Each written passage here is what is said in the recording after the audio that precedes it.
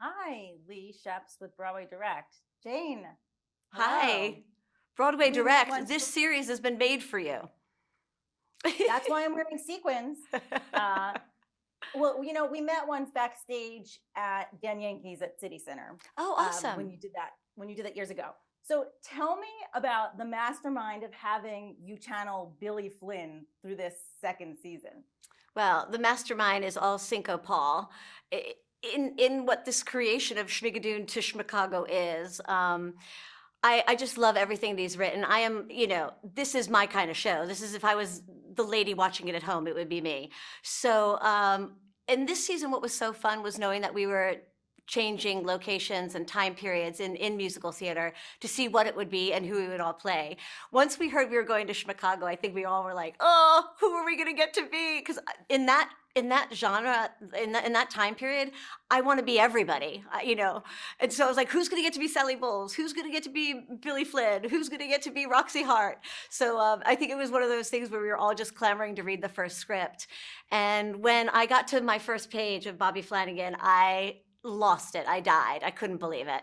I was dead. I was like, no way. They're going to play the music every time I speak and every time I walk. Yes, dream come true. And then how smart and witty and funny she is and confident. And then when I got to Bells and Whistles, I was blown away by the musical number that Cinco knew I would die to pull off. Well, because it's a little bit like Tits and Ass in a way. It is. That's definitely a musical reference in it. Very good call on that. There's Well, this definitely. is the Broadway Direct. I I know the Bronx. know. I know it. Yes. So, And okay, that's but why I tell me chose to about, do a lot of those positions to give a nod to that because it's in there musically, but I wanted to do put in some of the physicality as well. okay, talk about the musical because the musical number because you teased it on live. So, what was it like preparing for that big musical number with Chris Catelli because he did a hell of a number for you? Oh my God, I love Chris Catelli so much. I love working with him. And I'm never happier than being in a rehearsal studio with a choreographer and a mirror. Like it's one of my favorite things to do. And this one really, they just let me exhaust my special skills list on my resume. They were like, "What can you do? We're putting it all in." And you know, they teased that I might be able to use a trapeze, and so I was like, no, we're going full on. So I get to fly on a trapeze, I roller skate, I tap dance, I do the splits, I fly high above jurors and have a great time.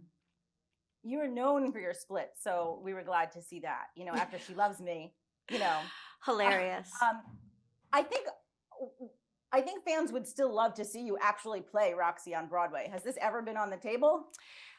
There have been times where it may have almost worked out and then did it. It's definitely one of the roles that's on my bucket list and I would love to still play. So I hope it will come up at some point.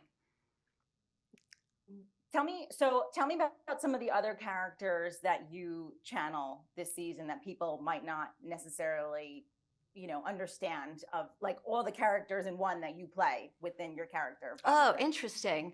Well, I mean, she's most directly connected to Billy Flynn from Chicago. I think there's a little Roxy in there. There's definitely the musical reference of Tits and Ass. I think what is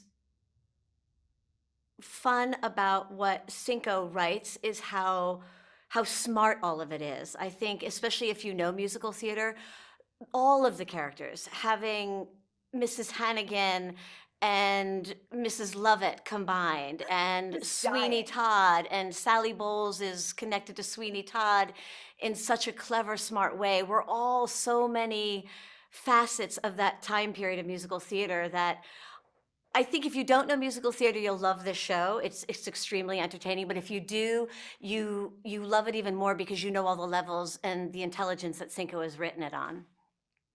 Quick last question. Which of stage characters that you've played would you most likely to see interpreted in a future Schmigadoon season? That I've played?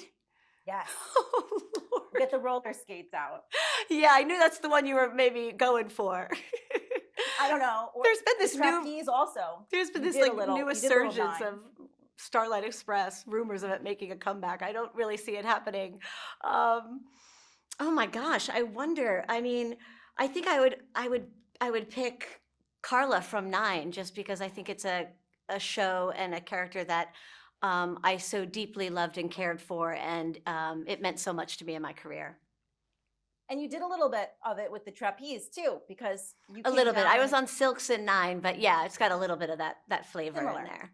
Thank you so much, Jane. I'll drink to that. Oh, you're the best.